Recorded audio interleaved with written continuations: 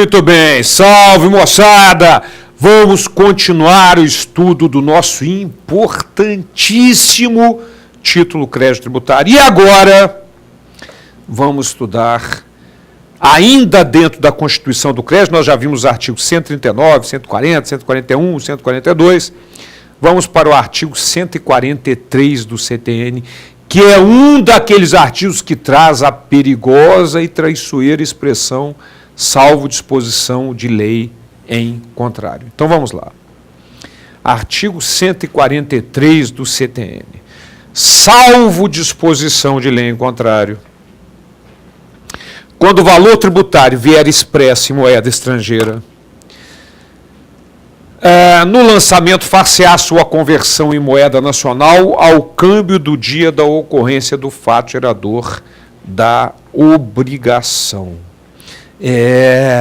Voltando para mim, cuidado, que o tarado do examinador vai colocar na prova a seguinte afirmativa. Quando o valor vier expresso em moeda estrangeira, far-se-á a conversão em moeda nacional com o câmbio do dia da ocorrência do fato gerador. Está errado! Está errado, porque faltou a expressão salvo disposição de lei em contrário. Mas bobo, um detalhezinho, mas é lógico. A lei pode estabelecer que seja na data do pagamento. Por exemplo, no caso do ICMS, determina a lei que seja utilizado o mesmo câmbio utilizado para o imposto de importação. Federal, imposto sobre importação. Utilizar-se-á o mesmo câmbio. Só se não houver importação, o imposto de importação para aquele produto, é que será considerado o câmbio do dia da ocorrência do fato gerador, que é o desembaraço aduaneiro. Então, cuidado! Cuidado! Salvo disposição de lei em contrário, utilizar-se-á o câmbio do dia da ocorrência do fato gerador. Mas o legislador pode utilizar o câmbio do dia do pagamento, seja lá quando a lei determinar. Ok? Maravilha. E agora, minha gente, nós temos um detalhezinho para clarear aqui. Nós já vimos que o grande diferencial da relação obrigacional privada para a relação obrigacional tributária é o fato de que na relação obrigacional tributária há necessidade do lançamento. Maravilha. Mas vamos imaginar que, ao ocorrer o fato gerador, estava em vigor uma determinada legislação, por exemplo. Mas quando a Fazenda Pública foi fazer o lançamento, e ela tem 5 anos, nós vamos ver para fazer esse lançamento, já estava em vigor uma legislação B. E aí? Como é que faz? Qual a legislação a ser adotada? Utilizada para se fazer o lançamento? Aquela legislação A ou a legislação B? Vamos colocar isso, vamos colocar a regra geral, tem exceções, nós também vamos conhecê-las, a regra geral do artigo 144. Vamos lá. Artigo 144, caput. O lançamento reporta-se à data da ocorrência do fato gerador da obrigação e rege-se pela lei então vigente, ainda que posteriormente modificada ou revogada. É exatamente isso aí. Rege-se pela legislação então vigente, ainda que posteriormente modificada ou revogada. Então, minha gente, olha aqui, na figura. Ao ocorrer o fato gerador, estava em vigor uma legislação A com alíquota de 10%. Ao se fazer o lançamento, já estava em vigor uma legislação B com uma alíquota de 5%. E aí, moçada, como é que se resolve isso? Qual a legislação? Será que eu vou utilizar a legislação mais benéfica? 5%? É óbvio que não. Utilizar-se-á como regra geral a legislação A, é o que está no artigo 144, caput, do CTN.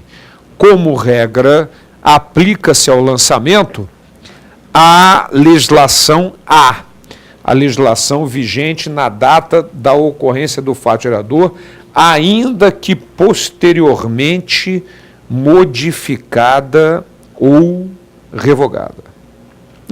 Ainda que posteriormente modificada ou revogada. Esta é a regra geral. Agora, voltando a imagem para mim, há um detalhe. Como toda boa regra geral, admite exceções. E nós vamos agora conhecê-las. Vamos conhecer as situações nas quais aplicar-se-á ao lançamento uma legislação posterior ao fato gerador, que não estava em vigor na época do fato gerador, mas está em vigor na época do lançamento. São dois parágrafos, parágrafo primeiro e segundo, parágrafos primeiro e segundo do artigo 144 do CTN. O parágrafo primeiro traz várias situações que podem ser resumidas, nós vamos ver no final,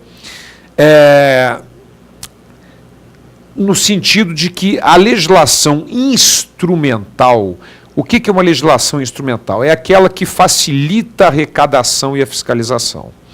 Essa legislação apenas instrumental, ela pode ser aplicada com relação a fatos geradores passados, ocorridos em uma época em que essa legislação instrumental ainda não existia.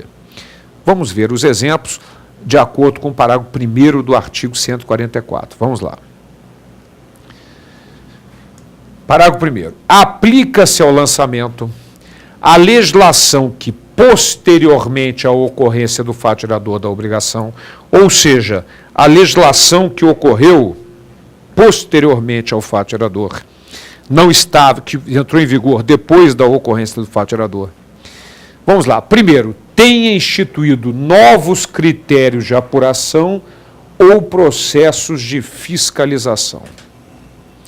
Novos critérios de apuração ou processo de fiscalização. Voltando a imagem para mim, olha só. Como é que funciona isso? Vamos imaginar que seja criado um procedimento fiscal chamado, como de fato existe agora, chamado permanência fiscal. Existem fortes indícios de que determinado estabelecimento que serve à alimentação, que declara que tem um movimento de 300 clientes por dia, tem um movimento muito maior. Fortes indícios. Então, o que se faz? Pega 2 ou 3 fiscais, dependendo do tamanho do estabelecimento, coloca lá dentro do estabelecimento, desde a hora que abre até a hora que fecha. Estes estabelecimentos, esses fiscais vão ficar lá fazendo a permanência fiscal. Com base nessa permanência fiscal e no movimento verificado nesses dias, ele pode voltar lá atrás, nos meses anteriores, e cobrar o imposto que deixou de ser pago, porque ele vai verificar que o movimento era muito maior do que o contribuinte declarava. É lógico que com bom senso, porque pode ter havido um aumento na venda do contribuinte, na frequência do restaurante. Mas isso é muito fácil. Você pede as notas fiscais de aquisição de arroz dos meses anteriores e a desse mês que você verificou o movimento. Se for a mesma coisa, é um forte indício de que ele vinha sonegando realmente. Ninguém compra arroz para jogar fora. Então, é o sistema de permanência fiscal. Embora não existente na época do fato gerador, pode ser aplicado agora, porque não está criando nada de novo. Está apenas facilitando a arrecadação e fiscalização, chamada legislação instrumental. Legal? Isso é muito importante. Agora, todo o resto, fato gerador, tudo, a alíquota, tudo da época do fato gerador. Só vai ser aplicada aquela nova legislação no aspecto instrumental, no aspecto que facilita a arrecadação e fiscalização, criando, nesse exemplo que eu dei, novos critérios de apuração ao processo de fiscalização. Legal? Mas vamos adiante no parágrafo 1º do artigo 144. Tenha instituído novos critérios de apuração ao processo de fiscalização ou ampliado os poderes de investigação das autoridades administrativas. Voltando para mim, ora, novamente, se ampliou os poderes de investigação das autoridades administrativas, maravilha! Ampliou os poderes de investigação das autoridades administrativas, então está facilitando a arrecadação e a fiscalização. Eu posso aplicar essa legislação, muito embora na época ela não existisse. Legal? Vamos adiante. Ou outorgado ao crédito maiores garantias ou privilégios. Exceto neste último caso, para efeito de atribuir responsabilidade tributária a terceiros. Ora, voltando para mim, tenha instituído, criado, atribuído novas garantias ou privilégios ao crédito tributário. Maravilha! Maravilha! Está facilitando a arrecadação e a fiscalização. Por exemplo, antes da atual lei de falências, os créditos tributários, no processo falimentar, preferiam a quaisquer outros, à exceção dos trabalhistas, de qualquer valor. Então, o cara que tivesse 1 milhão para receber em crédito trabalhista tinha preferência sobre o tributário. Hoje, de acordo com a atual lei de falências, os créditos tributários, os trabalhistas preferem os tributários até o limite de 150 salários mínimos por credor. Isso é uma garantia maior para o crédito tributário, porque antes, qualquer crédito trabalhista, qualquer que fosse o valor, tinha preferência sobre o tributário. Hoje, só até 150 salários mínimos por credor. Então, eu vou aplicar essa nova legislação porque ela está atribuindo uma garantia, um privilégio maior para o crédito tributário, embora não fosse assim na época do fato gerador. No entanto, ele diz aqui, exceto quando atribuir responsabilidade a terceiros. Então, se houve o fato gerador, não havia um responsável tributário naquela época, e a lei criou um responsável tributário, agora, na hora que foi se fazer o lançamento, já existia um responsável tributário criado pela lei, este fato dá uma garantia maior ao crédito, porque outra pessoa está respondendo por ela. Mas como está atribuindo responsabilidade a terceiros, eu não posso aplicar essa nova lei, porque embora esteja atribuindo uma garantia maior, está atribuindo responsabilidade a terceiro e, nesse caso, não pode retroagir. Legal? Então vejam que são todas legislações instrumentais que serão aplicadas, exceto se atribuir responsabilidade a terceiros. Vamos ver como é que fica um resumo disso? Vamos lá. Aplica-se ao lançamento a legislação que, posteriormente à ocorrência do fato gerador da obrigação, tenha instituído novos critérios de apuração ou processo de fiscalização, tenha ampliado os poderes de investigação das autoridades administrativas, tenha outorgado ao crédito maiores garantias ou privilégios, exceto para o efeito de atribuir responsabilidade tributária a terceiros. Então, exceto neste caso que está aí, tenha atribuído responsabilidade a terceiros. Legal? Voltando para mim, mas há alguns aspectos, existem alguns aspectos jurisprudenciais importantes para a gente reforçar essa questão do artigo 144 e do parágrafo 1º da legislação instrumental, que facilita a arrecadação ou a fiscalização. Vamos lá. Segundo o STJ, a regra basilar em tema de direito intertemporal é expressa na máxima tempus regit actum, ou seja, o tempo lá do fato gerador é que será considerado. Assim, o fato gerador com seus consectários rege pela lei vigente à época da sua ocorrência. Até aí, maravilha. Alíquota, base de cálculo, etc. Ocorrido o fato gerador do tributo anteriormente à vigência da lei que retira sua natureza sancionatória, viável a aplicação retroativa, porquanto, em caso, se trata de obrigação gerada por infração, artigo 106 do CTN. Voltando para mim, portanto, esse é um detalhe importante, porque o artigo 106 do CTN, conforme nós já estudamos, determina no seu inciso 2º que quando a nova legislação deixar de considerar infração, ela pode retroagir, certo? Tratando-se de ato não definitivamente julgado. Então é isso que está colocando o nosso STJ. Vamos adiante. Também de acordo com o STJ, doutrina e jurisprudência, sob a égide da Constituição de 88, proclamavam ser o sigilo bancário coronário do princípio constitucional da privacidade, com a possibilidade de quebra por autorização judicial apenas. Mas houve uma mudança de orientação com o advento da Lei Complementar número 105, que determinou a possibilidade de quebra do sigilo pela autoridade fiscal, independente da autorização do juiz. E aí continua determinando o seguinte: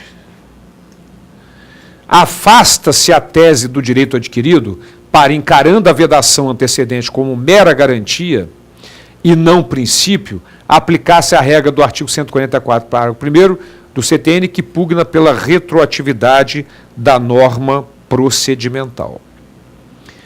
Voltando para mim, ou seja, essa é uma posição do STF, no sentido do STJ, perdão, no sentido de que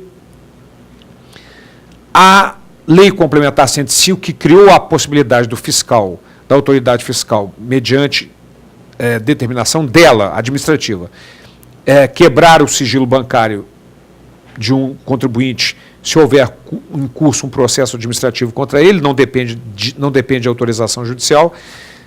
O STJ entende que essa norma, por ser apenas procedimental, pode retroagir e ser aplicada a fatiradores ocorridos em época em que não existia essa possibilidade.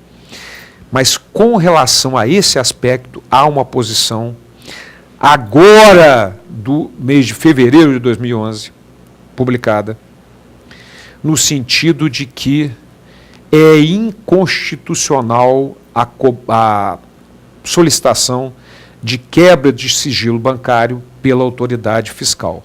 Portanto, o artigo 6º da Lei Complementar 105, de acordo com a atual posição jurisprudencial, não pode ser aplicado. Não pode mais a autoridade administrativa solicitar a movimentação bancária do contribuinte, mesmo havendo em curso um processo administrativo, porque isso só cabe à autoridade judicial. Importante colocação agora de fevereiro de 2011, mudando, portanto, essa possibilidade de que a autoridade fiscal viesse a quebrar o sigilo bancário por simples determinação administrativa. Legal? Na próxima aula nós vamos continuar com as exceções do artigo 144, estudando o parágrafo 2º do mesmo dispositivo. Até lá.